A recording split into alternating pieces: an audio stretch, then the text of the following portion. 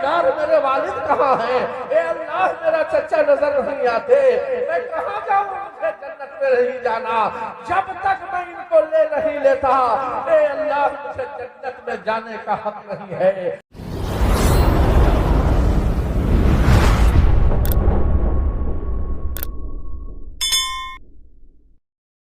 बच्ची अहियाउल उलूम में पढ़ी है और लड़का है तो पढ़ा है।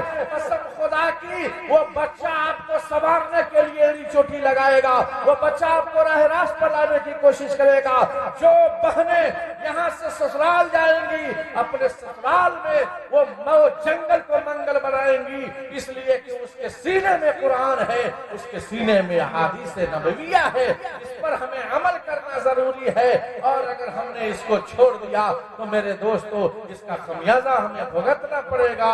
इसलिए इस मदरसे में अपने चेहरे को जरा घुमा घुमा कर देखते रहो। जिधर से जाओ, अगर आप इधर से जा रहे हैं तो अपने चेहरे को जरा मुड़ लो, क्योंकि हो सकता है कि किसी उस्ताद का चेहरा मिले, मौलाना इकरामुल हक साहब का चेहरा मिल जाए, कारी साहब का चेहरा मिल जाए, मास्टर साहब का चेहरा मिल जाए। और जब ये चेहरा मिलेगा, कसम खुदा की, अल्लाह के नबी सल्लल्लाहु अलैहि वसल्लम ने फरमाया कि उलमा का चेहरा देखना, उलमा से मुसाफा करना, उलमा से सलाम करना, उलमा से गले मिलना, अगर तुम ये काम करते हो तो याद रखो गोया कि तुम मुझसे मिल रहे हो, मुझसे सलाम कर रहे हो, मुझसे मुसाफा कर रहे हो, मुझसे मुआनका कर रहे हो।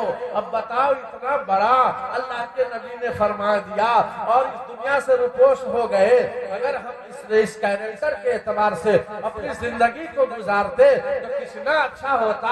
इसलिए मेरे दोस्तों और बुजुर्गों, इतना जरूर पढ़ाओ कि हलाल और हराम की तमीज हो जाए, सही और गलत की पहचान हो जाए, माँ बहनों से जहालत भाग जाए। और अगर हमने नहीं किया है, ये जहालत तो दुनिया ऐसी है कि हमारे घर में किसी की शादी हो ना तो रात भर में इतना चिल्ला चिल्ला कर माँ बहने गाना गाती हैं कि फजर से पहले गले पर जब नजर पड़ेगी तो इतना मोटा चूना इस पर लगा कर दिखाई दे। तो चूना क्यों लगाई है? तो जानते हैं, रात रात जाकर चिल्ला गला फंसा। लेकिन आप मेंबर हैं, आपसे मैं कह रहा हूं कि आप इसका एहसास रखिए कि अगर इंसान गलत कामों में जिंदगी बसर कर रहा है और सही रास्ते से हट रहा है तो मेरे दोस्तों और बुजुर्गों, अल्लाह ने 3 दर्जे बताए। नबी पाक सल्लल्लाहु अलैहि वसल्लम ने इरशाद फरमाया कि अगर तीनों में से किसी के पास अगर एक भी नहीं है तो समझ जाना कि उसका ईमान बिल्कुल खाली है।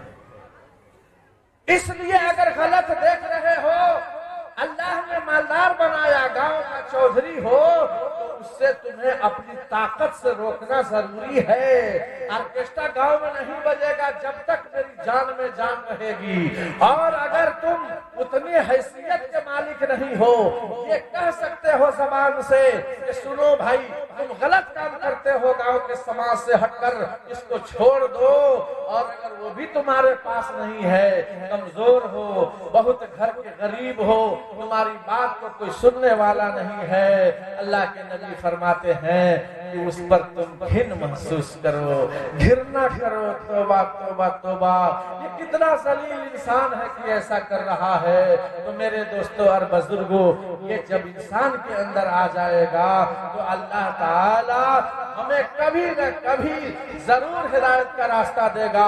इसलिए हमें जरूरत है मेरे दोस्तों कि हम अल्लाह वाला काम करें, नबियों वाला काम करें, सरकार मदीना की सीरत को अपनाएं। और जब हम करेंगे इंशाअल्लाह रहमान हमारी जिंदगी में फायदा ही फायदा होगा। लेकिन मेरे दोस्तों और बुजुर्गों, हमारा थोड़ा सा रास्ता बदल जाता है, थोड़ी सी सोसाइटी बदल जाती है, थोड़ा सा मशवरा हमारे अंदर कमजोर पड़ जाता है।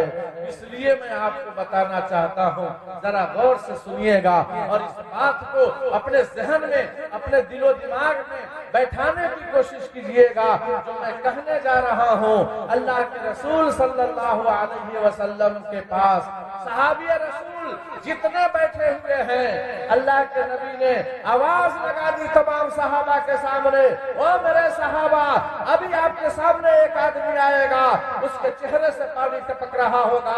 अल्लाह के नबी के सामने तमाम सहाबा मौजूद है, देख रहे हैं सब के सब कि एक आदमी आया, उसके चेहरे से पानी उतर रहा है। अल्लाह के नबी ने फरमाया ये जन्नती है।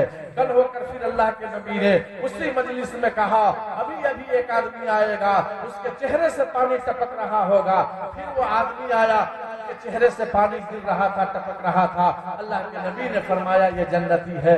फिर तीसरे दिन भी अल्लाह के नबी ने उसी के बारे में फरमाया ये जन्नती है। अब मैं आपसे पूछना चाहता हूँ, एक ही आदमी के बारे में आज भी, कल भी, परसों भी कुछ सामने बात आ जाए तो कोई ना कोई आदमी को जरूर तलाश करेगा कि देखे क्या मामला है, पता करे कि क्या हकीकत क्या है। हम सब के सब अपने घर चले गए और एक सहाबी रुक गए कि पता करूंगा कि क्या मामला है, और चलते चलते उनके घर पहुंच गए। एक दिन ठहरे, 2 दिन ठहरे, 3 दिन ठहरे, कुछ पता नहीं चला। जब चौथा दिन आया तो घर वाले ने पूछा कि भाई आज 4 दिन से तुम यहाँ हो, मामला क्या है? तो वो कहने लगे मामला कुछ नहीं है, मैं इसलिए आपके सामने हाजिर हो गया हूँ कि 3 दिन पहले सरकारे मदीना ने जन्नती है, जन्नती है, जन्नती है इसका पैगाम सुनाया था। इसलिए मैं आया हूँ कि कौन सी इबादत आपकी अच्छी है, कौन सी ज्यादा इबादत में मुझसे आगे है। तो वो कहने लगे अल्लाह अकबर, आप किसको मालूम करने आए हैं? सुनो सुनो, ऐसी कोई बात नहीं है। 2 बात वो बताने लगे, इससे हमें ज्यादा समझना है। वो बातें ये बताए कि नंबर 1 में ये है कि कोई आदमी अगर बिल्डिंगों में आगे जा रहा है, कारोबार में आगे जा रहा है, बिजनेस में आगे जा रहा है, तिजारत में आगे जा रहा है, तो मेरे दोस्तों और बुजुर्गों, वो कहते हैं कि मुझे उसके आगे बढ़ने से दर्द नहीं होता, तकलीफ नहीं होती, मुझे हसद नहीं होता, मुझे जलन नहीं होता, और जब वो आगे बढ़ता है तो मुझको खुशी होती है। ये सहाबी समझ गए कि इतना बड़ा कैरेक्टर वाला आदमी, इतनी बड़ी समझ वाला इंसान जब ये बात सोच रहा है, अल्लाह के नबी ये खुशखबरी दे रहे हैं। मेरे दोस्तों और बुजुर्गों, आज हमारा तो हाल ये है कि हम अपनी बीमारी से, अपनी तकलीफ से, अपने दुख से हम परेशान नहीं है, जितना आज किसी के सुख को देखकर परेशान हम हो रहे हैं कि ये आगे कैसे बढ़ गया।